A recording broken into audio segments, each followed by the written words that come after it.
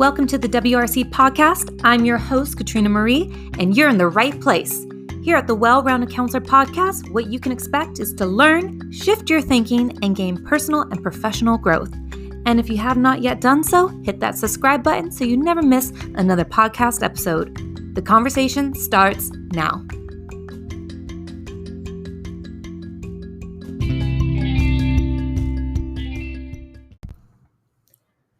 Hey everybody, it's me, Katrina Marie, your favorite podcast host here on the Well-Rounded Counselor podcast, and I'm so excited to be here with you today for another episode. But before we get started, I just want to say thank you all for sharing your feedback over the last few weeks about some of my posts on LinkedIn. I've been getting so much traction and attention, and it's been so rewarding because the amount of people reaching out to me, whether it's on the comments thread or it's in a personal direct message, has been so heartwarming. And I'm just so grateful for all of you that follow me, that feel inspired by my work, feel inspired by what I write and how I'm writing from the heart. It's been something that I've been doing over the last year, and I'm so grateful that I get to share some pearls of wisdom with you through my writing and through my posts there. So thank you all so much for all the kind, beautiful words. I just wanted to start off the episode with some high vibes before we get into today's topic. And another thing is that if you are looking for ways to work with me, I will leave the description of my coaching and how I can work with you one-on-one down below in the show notes. So while you listen to this episode, because I know this episode is going to inspire you to think about working with someone. If it's not me, it's going to inspire you to work with somebody, because today's topic is going to be a bit about, needing that support at some degree. But all my details of how you can work with me, there's different affordable options. If you want to start small, you can start small. If you want to go all in because it's a new year, then let's go all in. I think, mentoring and coaching is probably one of the best things you can do and gift yourself, because you're going to get so much out of it. You don't understand the return of investment before you buy sometimes, because we're so scared. Like, I'm in the process right now of debating, do I want to invest in a high level mastermind personally? So that fear factor of spending that kind of money, it's like a high amount. Like, I'm not talking like $100 or $200. I'm talking like a much, much, much premium level of support, because that's where I want to achieve. That's where I want to elevate. That's where I want to grow. So I know the value of what coaching and mentoring and support can look like, because I've been a recipient of it for many years. So I'm going to leave those pieces of information for you down in the show notes. So if you are interested, and I encourage you to at least explore that option, you can check it out below. Without further ado, I want to talk about the I'm laughing because I don't even know what I want to call it. I've been trying to think about it. So literally, I was in the shower and I thought, I'm just going to hop on here and record a podcast about this topic, because literally my DMs get blown up by you guys. And I say you guys very loosely, but it gets blown up by so many people asking me, how do I get a job? How do I get a job in the UAE? Sometimes they don't even ask me that question. Sometimes they just send me their resume and then expect me to help them. And I'm like, I don't know you. Who you? New phone, who this? You know what I mean? Like, who are you? Like, why are you I get why people are messaging me, because maybe they feel like I have some sort of clout, or maybe they feel like, I know the landscape well here, especially in the UAE, because I'm very well connected. And I understand that that's part of the status that I've achieved over the last 11 years. But just because I'm at that point doesn't mean I'm going to just give you a job, or I'm going to, recommend you, because one, I don't know you. Two, I know nothing about you. I've never seen you at an event anywhere in Dubai. You don't even post on LinkedIn. Your LinkedIn's like blank. Why would I recommend you for a job?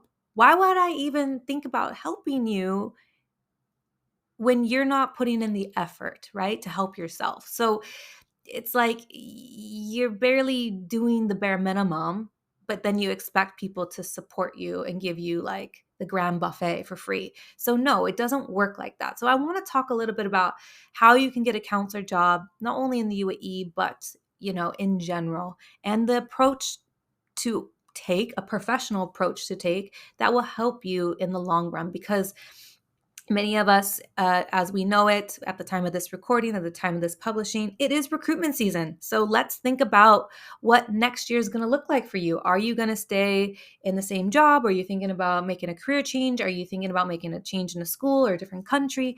Now is the time that you really need to be thinking about that. Like, is this something you want?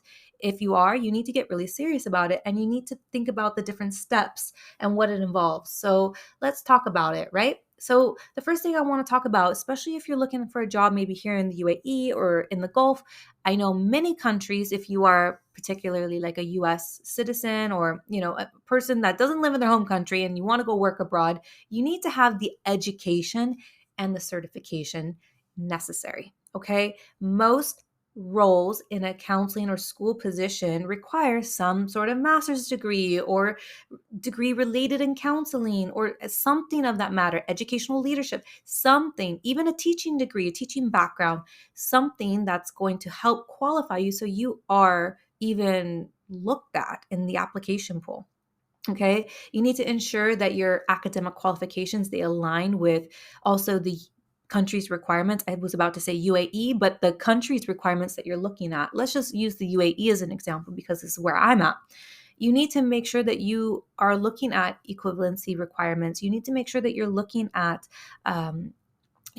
what the Ministry of Education needs or the KHDA or whatever governing body is here, what they're requiring, because there is paperwork that you'll need to take care of sometimes prior to your arrival, or, the government likes to change things on us sometimes last minute and they give us a small grace period to get the paperwork. So you need to kind of do that research. And if you don't meet those criteria, you need to figure out how you need to meet those criteria to gain the education or certification to even be qualified. Okay. Let's just do the bare minimum. Like, do you have the qualification to work in a school? Number one. So you need to put yourself in check. And if you don't, you need to figure out and go to a different episode that I have, how to become a counselor, and figure that step out first, right? Okay. So make sure you have the relevant qualifications and check if there are any certain specific certifications or licenses required for counselors in that country. Okay. Some schools may be very particular and they want a counselor. So, for example, I work in an American school. So maybe a certain percentage of their staff needs to be from North America and have a North American passport. So again, there can be some limitations as well about staffing and hiring and all of this. So you need to kind of also do your research and make sure that you meet the eligibility requirements to even apply for a job. Okay. So, number 2, you need to research and understand the education system in that country. Okay. So, we know here in the UAE, there are a myriad of international schools here, and there are also local government schools, public schools here that have the Ministry of Education curriculum, all of that. That is one piece of it. And then the private sector of education is another piece. So you need to understand the educational landscape and the UAE or the country's education system, whatever country you're looking at. This is super important because you need to understand what are the niche things in each curriculum. So if you don't understand the curriculum, how are you going to thrive in that environment? You have a big learning curve ahead of you. You need to also understand the cultural aspect. So it's going to be very different in a diverse international school versus a local government school. So you need to understand the cultural aspects, the language, and even the language of instruction. So we also have schools here that are French lycées, and we have Swiss schools, and we have Filipino schools and Pakistani schools. The curriculum may be taught in those languages, so you need to be okay with a level of proficiency to speak that language. So these are things that you need to also think about when you're doing your research and understanding the education system in whatever country you're currently looking at. So this will be also very beneficial for you to speak the language of instruction at that school, because most likely your interview will be in that language of instruction as well. So let's just also keep that in mind. I'm probably not going to go work at a school. Let's just use Indian curriculum. They probably speak English, but then there are some cultural aspects and language barriers that may take place because the culture is predominantly an Indian staff, Indian student body, Indian administration. So there will be a mutual understanding. So me coming in from the outside, I'm going to have zero relation with that cultural dynamic, the language, understanding the curriculum. I mean, I understand the curriculum, but there's a lot of other things that just don't fit for me personally. So you really need to think about uh, if it is going to be beneficial for you in the process. All right. The next thing, and this one's a big one, and this one's like a whole nother podcast episode in itself, but you need to gain relevant experience. Let's just be honest. Like, yes, everybody is teachable. Everybody can have a learning curve. Yes, I do believe that if you don't have experience, giving people a chance. But there's a big but that comes with that. You have to be hungry and willing to learn. You can't just sit back and like talk the talk, but not walk the walk, because there are some schools out there that are phenomenal and may give you a chance depending on who the line manager is that is hiring. They may give you a chance. That happened to me. That honestly happened to me. I was given a chance and I was at the right place at the right time, and it all has worked out for me. And here we are today. But if you don't have the relevant experience, you need to figure out ways to gain the relevant experience in counseling. So you need to build a strong background in counseling by working in different educational or counseling settings. So maybe you're not working in a school, but maybe you have a nonprofit that you work for that does community outreach. Maybe you work in higher education and you work with students in that capacity. Or maybe you have your own private business. Or maybe you work with younger kids in a different setting, or maybe you're a teacher. So you need to think about what experience you have working with individuals that can be transferable to the job, but also think about what skills does a counselor need that I can go to a seminar on or do a master class on or take a few additional courses here or there online or in person. You need to think about what skills do you need to gain so then you can talk about, say, oh, I'm actually working on XYZ right now, and this is hopefully going to help me level up and give me the skills I need to be more of a university career guidance counselor. Or, oh, my school doesn't use this curriculum, but I just was interested in learning more about the IB diploma program. So I'm taking level 1 of university guidance through the IBO. That right there is showing initiative. That right there is a talking point in an interview. That right there is something you could put on your resume, or you could, communicate to your network. So again, and that's also how you build a network, is by going out of your way to gain the relevant experience. So if I don't know something, you better believe if I'm interested, or if I feel like, oh, I think I need to know this. This is up and coming, or this is something that might be relevant, or this is just something I want to add to my counselor tool belt. You better believe I'm going to go gain the relevant experience. There was a comment made to me, funny enough, that there was this perception at work, and I made a LinkedIn post about this, that I don't have, that I'm not perceived, I'm not perceived as a social emotional counselor, that I only focus on university and careers. And the funny thing is, the irony is, I do so much social emotional. I literally have a podcast that talks about well-being. People come to me with all kinds of situations, and I mentor them not only from the practical sense, but the emotional sense as well. Just to appease these people, I've agreed to do additional trainings and workshops and things like that.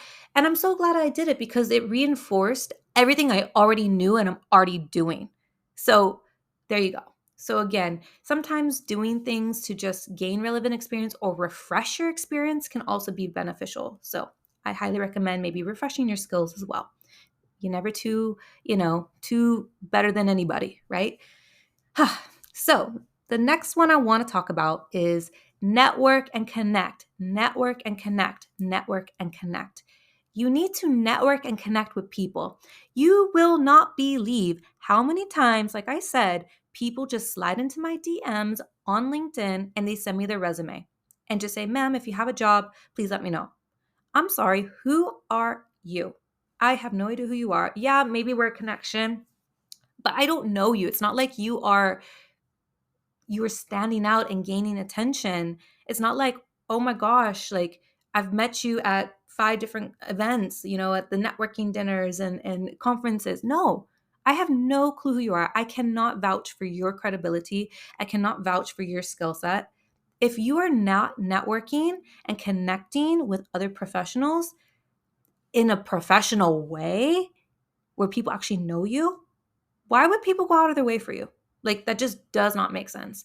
The majority of the counselors here in the UAE, we have a really great connected network. I will say this. There's a group of us, and we all know who we are for the most part. And there's some key players, key people that have been around for a long time. And I can tell you this, we know when somebody's jumping ship to go to a different school or they've resigned, because it's like the inner circle, right? Like, we know. And because we know, and because we're in that inner circle, we can also suggest, like, hey, come over to my team, or why don't you apply, or da da da da, because we know their credibility, we know their skill sets, we know what kind of school they're coming from, we see them active in the counselor community. And it's very important for you to be active. Okay, it's one thing to show up and be passive and be an observer in the crowd. That's one thing. But it's another thing for you to go to the same event and get up on stage and present and speak to a room full of professionals, or to lead a panel, or to lead a small group discussion. Whatever it is, you need to create awareness for yourself so people remember you. It's so important. If I'm in a room with 100 people, you better believe that most people know me because of my brand and the school I work at, and because of the efforts I've put into my career to show up and create attention. So, network and connect. If you can do your best to remember people and connect with them and genuinely connect and find commonalities, that's another topic. Another day, another podcast episode, do that. But it's important to join professional organizations, become a member of these associations, not only in the UAE, but also on the international scale. That's going to help you a lot. And if you can't afford these, associations, then start small. Start small. Attend a networking event, a dinner hosted by a university, attend a workshop at a clinic for social emotional. It doesn't matter. Attend these things, connect, talk to the people in your session, because if you don't talk to them, then you're not building your network, and that defeats the whole freaking point. So, if you really want a job, connect with people on a genuine level, not just slide into people's DMs and beg for a job like you're desperate, because that just doesn't give a good look. It just doesn't. So don't do that. Don't do that. The next thing I want you to do is build a professional online presence. Like, I'm so passionate about this, and I have some really exciting news coming, and I don't want to reveal it yet, but I really want you to build a professional online presence. Just start with your LinkedIn profile. Like, I have a whole nother episode on giving your LinkedIn a glow up. Follow those steps. Take like 1 hour for yourself, or a couple hours, and really vamp it up. That people are looking at that. People will get curious about you. So maintain it. Post interesting things, not boring things. Like, post things that people actually might care about looking at, because again, you're trying to create attention for yourself to attract, potential employers, right? So you need to kind of create some maybe thought leadership, or show off. Like, I don't mind you showing off. I show off all the time. Show off some of the awards you've earned, or certificates or events that you've attended, and the people you connected with. Again, go back to that episode. That episode is going to give you like a wealth of information. You will not be disappointed. So create a professional online presence. And also, there's so many job portals out there. I don't want to give away all my tips and secrets, but there are so many out there. Some are for free, some have a fee, but I wish I knew that when I was applying for a job a long time ago, but I didn't, because I didn't have me when I was in that stage of my life. So, but there are free ones out there. And if you are looking for a job, brush up on that resume, connect with people, because if you don't connect with people, then you don't know that these, job opportunity networking events are happening. job fairs. That's the word I was thinking of. You don't know that these job fairs are happening if you're not connecting with people. And if you're not connecting with people, then you're not going to probably find a quality school or a quality job because nobody's going to vouch for you. Right. So I've already gone into so many tips, and I know this episode's getting a little bit longer than I wanted, but it's so important that you follow these few steps. You prepare for the interview, you work on your cultural competence. Again, I have another episode on that. Actually, I have a few different episodes on that. Go back and look at some of my old episodes is what I'm trying to say, because the next few points that I was going to discuss really are things that I've already kind of talked about. So yeah, there you have it. I was just, I can't even talk.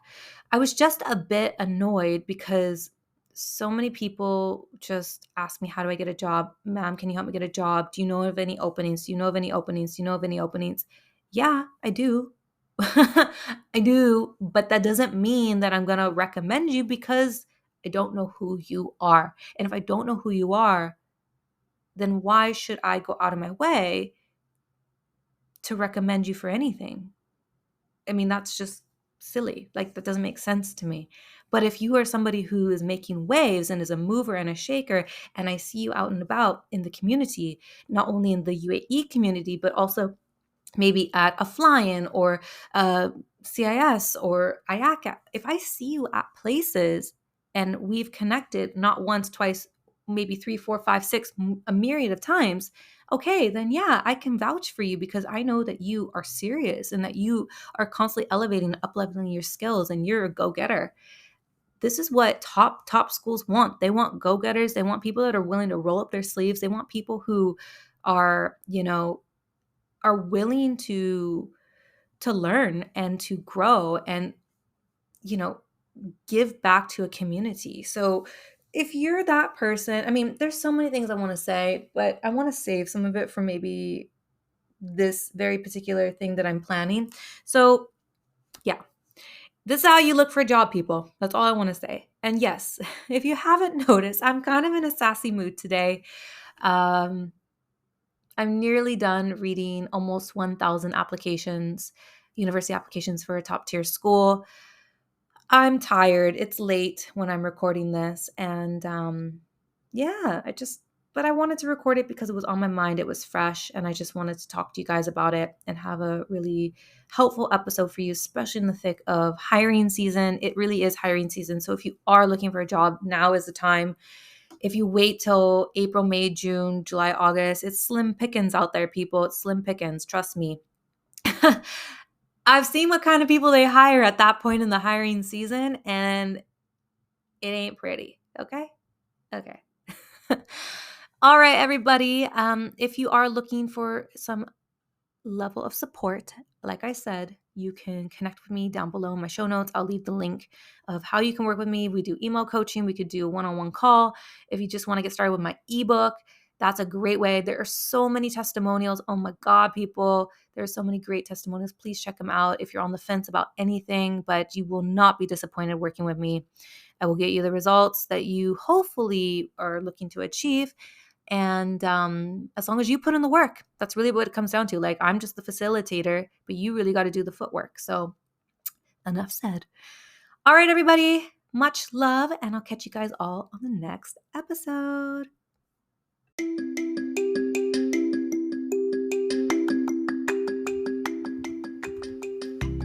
Did you love the episode? I hope you're feeling inspired and no longer feeling alone out there, and you're ready to evolve and become a better person. Make sure that you share this podcast or take a screenshot and post it on your social media. That's how you help spread this podcast organically, and people can find it much easier when you share, or share it with a loved one. I'm your host, Katrina Marie, and make it your mission to be a blessing in someone else's life today.